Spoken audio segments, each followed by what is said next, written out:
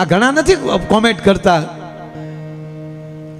ગોબર ભક્તો, ભૂંડ ભક્તો આવા શબ્દો વાપરે. આપણે ગોબર ભગત નથી તો શું છીએ? આપણે ગાયોના ગોબરના ભગત નથી તો સહી હું? ભૂંડ એટલે વરા.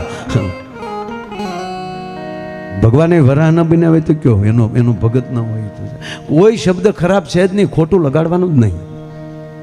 તમે જે શબ્દ બોલશો ને ભગવાનથી ચાલુ થાય, કારણ કે બધું હરિ સ્વરૂપ છે સાહેબ, હરિના જ નામ છે બધા. જેની ઉપર ભરોસો હોય, જેની ઉપર આપણી શ્રદ્ધા હોય એવો મિત્ર રાખજો. જેની ઉપર આપણે પૂર્ણ ભરોસો હોય એવો સદગુરુ રાખજો. જેની ઉપર આપણને પૂર્ણ ભરોસો હોય, વાત એટલી એની ભેગું બેહવું સાહેબ. ધના ભગતને એની મા ઉપર ભરોસો કે મારી માએ કીધું કે ઠાકરને ધીર્યા જમાડ્યા પહેલાં જમતો નહીં સાહેબ. આ પહેલાં તો બાળાપણમાં ભક્તિ લાગી, અને ઠાકર જો રોટલો, માં જે રોટલો મૂકીને ગઈ હતી, માથે ખાલી માખણ સોપડેલું હતું, થોડું ઘણું મરચું હતું, અને એ થાળી આમ પીરસે ઠાકર તું ખાઈ લે ને તો પછી હું ખાતો થાવ, મને ભૂખ લાગી છે. હાજે માં આવે ને કે બેટા તક માં ભૂખ તો બહુ લાગી, તક કેમ? તક તે રોટલો આપ્યો છે મને અડધો તો તારો ઠાકર ખાઈ ગયો. શું દીકરા વાત કરશો કે હા માં અડધો રોટલો ઠાકર ખાઈ ગયો. મારો કહેવાનો સૂર એ છે, ત્યારે એને એટલી એને મંત્રો નહોતા આવડતા, શ્લોક, એને મા ઉપર ભરોસો હતો કે મારી મા ખોટું ન બોલે. ભારત વર્ષમાં સનાતન ધર્મમાં પહેલું ભક્તમાં કોઈનું નામ આવતું હોય તો પહેલું ભક્ત નામ આવે છે ધ્રુવ. ભક્ત પરંપરા ધ્રુવથી શરૂ થાય. મનુ મહારાજની ત્રીજી પેઢી જ્યાં સૃષ્ટિની નામનો કાંઈક આંબો રોપાય અને એ આંબાનું પહેલું ફળ એટલે ધ્રુવ.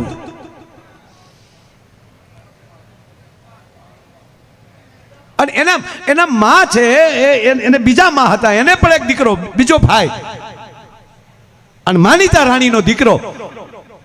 એને મહારાજા ખોળામાં બેસાડે. ધ્રુવ ઊભો ધ્રુવ છે રડે, પિતાજી મને બેસવા ગયો ને, પિતાજી મને ખોળામાં બેસાડો ને.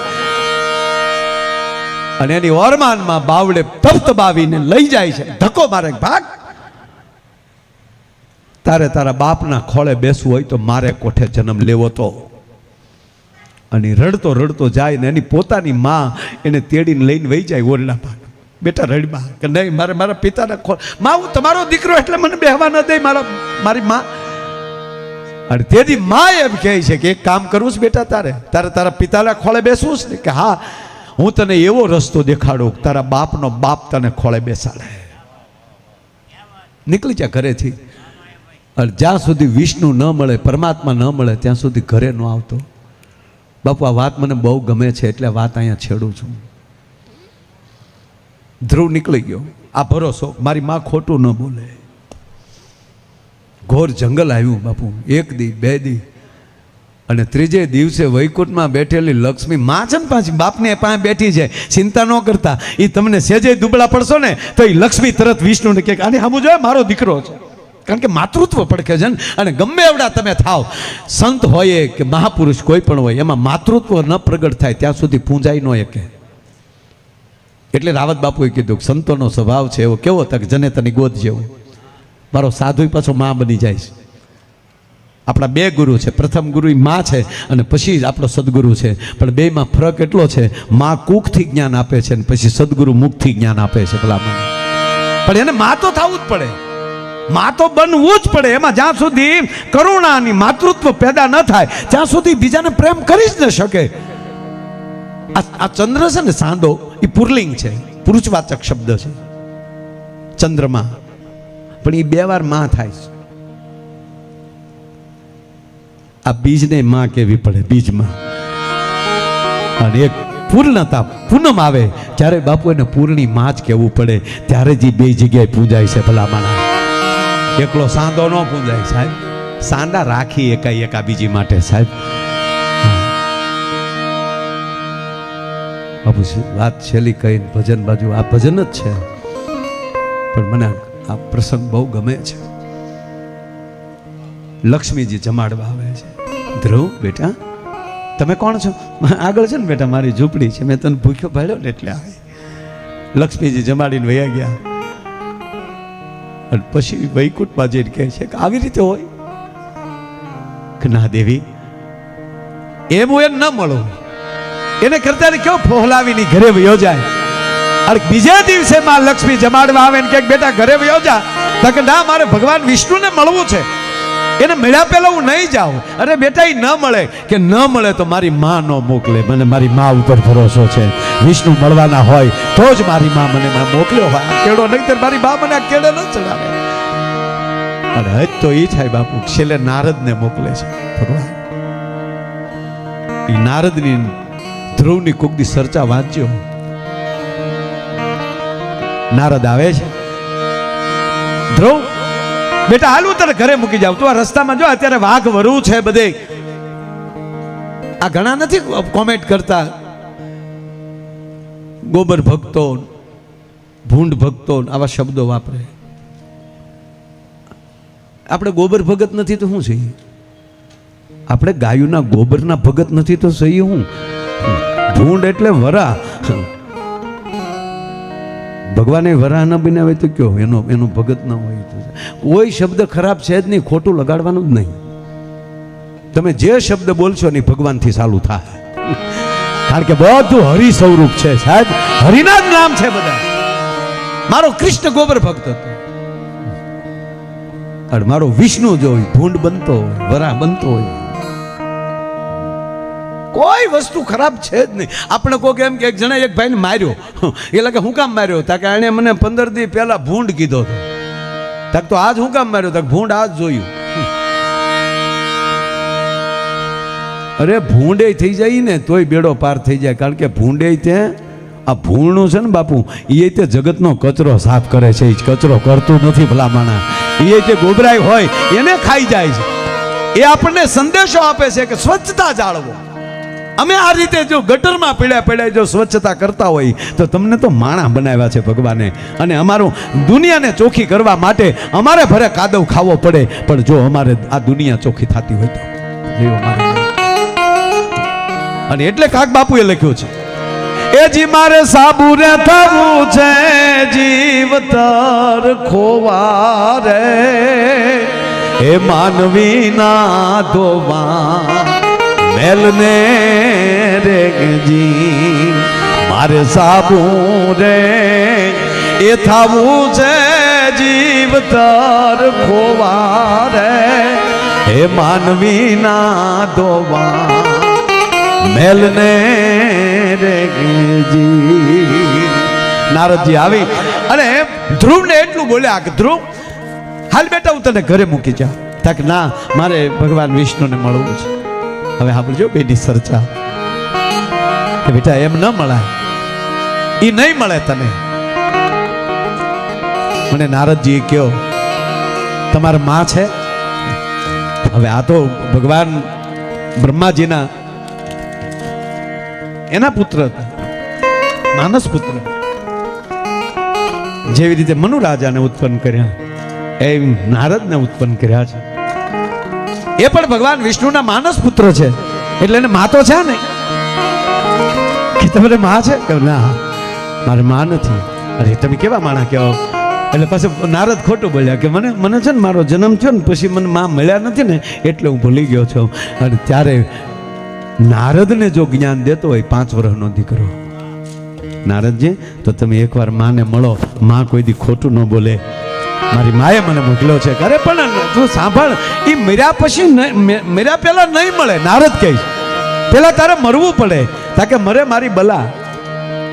મારી માએ કીધું છે કે તું વિષ્ણુના દર્શન કરીને પછી આવજે, તો મારે મરવું નથી.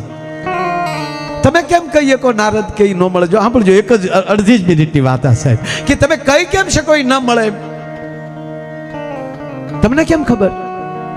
હું મળું છું ને એટલે તો તમે મળી શકો ને હું કેમ ન મળી શકું? અરે દીકરા, હું તને કહું તો છું, હું બ્રહ્માજીનો માનસ પુત્ર છું. હું 3 લોકમાં જઈ શકું.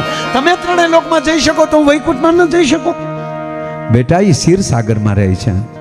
બહુ અઘરી વાતો કરે છે નારદ, પણ ધ્રુવ સમજતા નથી. છેલ્લે હજ તો બાપુ હવે સાંભળજો, છેલ્લી વાત આ મને બહુ ગમી છે એટલે કહું કે નારદજી કહે છે કે હાંભળ દીકરા, ત્યાં કોઈ ન જઈ શકે, તને કહું તો છો.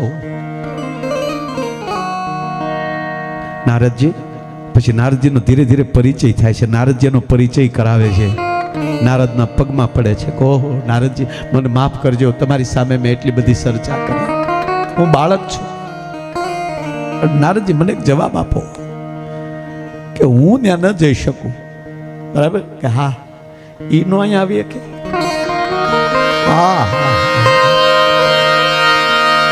આંખ વાલી આહુડાની ધાર સાથે ભારત વર્ષનો પ્રથમ ભક્ત મારનો ધ્રુવ કે મને નારદ જવાબ આપો, હું ત્યાં ન જઈ શકું, ઈ અહીંયા નો આવે. સાબાશ ધ્રુવ, સાબાશ. ખોળામાં લીધો નારદે. અને બાપુ પહેલી વેલી કંઠી નારદના પહેલા શિષ્ય હોય કોઈ તો બાળ, એ ધ્રુવ બાળ હતા સાહેબ. નારદજીના બે શિષ્યો બાળ, બે વૃદ્ધ, ધ્રુવ અને પ્રહલાદ, આ બે બાળ શિષ્યો નારદના. કંઠી નાખી દીધી ડોકમાં, મંત્ર આપી દીધો કે હવે હાલે મંત્ર આપું, ઓમ નમો ભગવતી વાસુદેવાય, આ લઈને બેહી જા અને હવે જોઉં છું વિષ્ણુ કોણ કેમ નો આવે તારી પાસે. ગુરુજી પાકું પાકું બેહી જા. અને આ બેહી ગયા. નારદજી ગયા વૈકુંઠમાં, ત્યાં કીધું કે હવે મારો છેલ્લો છે. જ્યાં ભરોસાની મોર લાગી જાય ને, નારાયણને કહે છે નારદજી કે જ્યાં ભરોસાની મોર લાગી જાય ને હવે તમારી તેવડ નથી, હવે બોલજો તમે. અને બાપુ ગરુડે સડીને ગોવિંદ આવ્યો, એકલો નહીં, લક્ષ્મી માં હારી આવ્યા. અને ગરુડની પાંખ ઉપર પ્રહલાદને ધ્રુવને બેહાડ્યો. 3 સવારીમાં ઉતર્યા પોતાના રાજમાં. ધ્રુવને તો દર્શન આપ્યા, પણ કહેવા જો એની નગરીને દર્શન આપ્યા. વાત શું છે? મૂળ વાત ભરોસાની છે. પણ આપણે તો ભરોસો આપણી મોટરસાઇકલ ઉપર નથી લ્યો, હવા રહે કે નહીં, ઘડીએ ઘડીએ વાલ ટ્યુબને ફૂગ સોટાડતો. અને હકીકત પરપોટો જ થાય હો ત્યારે. હું કામ તમને તમારી વાલ ટ્યુબ ઉપર ભરોસો નથી?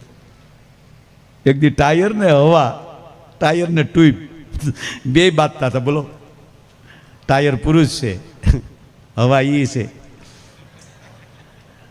એટલે હવાએ કીધું ટાયરને કે એ ટાઈડ આવ, 3 કોથળીઓ પીને રખડો છો ને,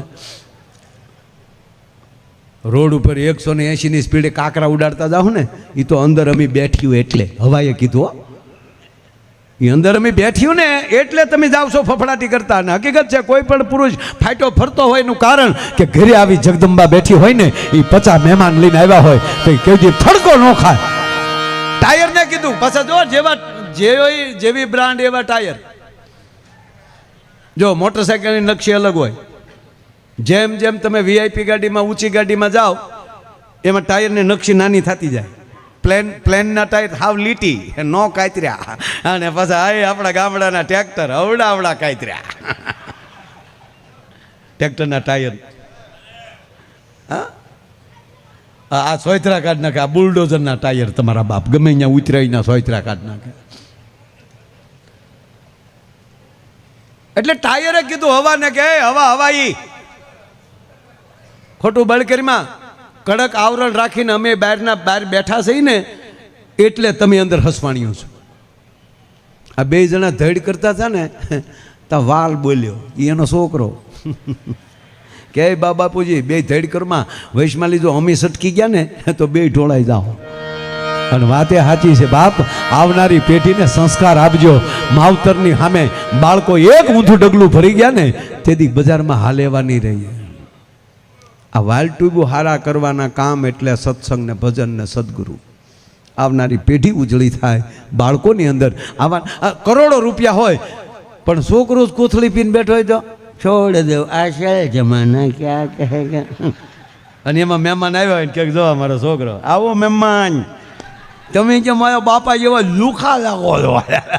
હવે શું કરો? અરે અમે એક ઘરે ગયા ને બાપુ તો છોકરા ઉલ્લી અમારા ખોળામાં પીડ્યો. છોકરો મહેમાન આવ્યા અને નાકમાં જીરોના લેમ્પ થાય હરળ. એ પાછું અહીંયા સોટાડે આપણને, મહેમાન ચાલ્યા, આ ચીવીની બાયા નીકળ્યા, પાપા ચીવીની બાય નીકળ્યા. એનો બાપે પાછું એનો ઓળખશો ને હા ઝીંચક આને ઓળખશો ત્યાં ઝીંચક. પણ હજ તો છે ખંભે બે પાછો ઉપલા ખિસ્સામાં જોવે, લુકા છે ખીચામાં કાંઈ નથી. અને બાપુ અમુક ગરધણી એવા હોય, એક મહેમાન ચા પીને ભાગ્યા, નીકળ્યા ચા પાણી પીને, તે બિચારા ખિસ્સામાં હાથ નાખ્યો ગાડીની ચાવી કાઢવા હાટું, ખિસ્સામાં હાથ નાખ્યો ને ત્યાં તો ગરધણીએ બાવડું પકડી લીધું. ના ના ના ના, છોકરાને કંઈ ન દેવાનું હોય. છોકરા, અરે તારો બાપ ચાવી કાઢે, ઓલે ધરાર 500 દેવા પડ્યા પાછા. ના ના ના, દેવા પડે ને, દેવા પડે કઈ ટેબલ. અરે આ છોકરો તો કહું ને ઉલ્લી ઉલ્લી માથે પીડે. પછી તેને બાપા કીધા કે નીચે બી જાય, નીચે આવવાનો, તમે કહેતા જા મહેમાન પાસે રમાય, પણ મહેમાન પાસે હદીમાં રમાય. હેઠો બી જાય, નીચે આવું કીધું ને. બહુ એનો બાપ ખીજાણો, નીચે આવ્યો તો નીચે તો આવ્યો, પણ ખાટલાને હેઠે ગળી ઊંધો હોય અને મહેમાનને બે પગથી ઝીકી ઝીકી ઝીકી કરતો. પછી મેં ગરજણીને કીધું, મેં કીધું આ છોકરો માનતા વગરનો આવ્યો લાગે, આની હાટું દડવા નાળિયેરે વધેર્યું નહીં હોય, તમે માનતા વગરનો લાગે. મને કે તમને કેમ ખબર પડે? હું તમારું નથી માનતો એટલે. હારા પોઈન્ટ કરો તો હારી પ્રજા થાય, નકર થાય હવેડાને ડાટા કાઢે એવા.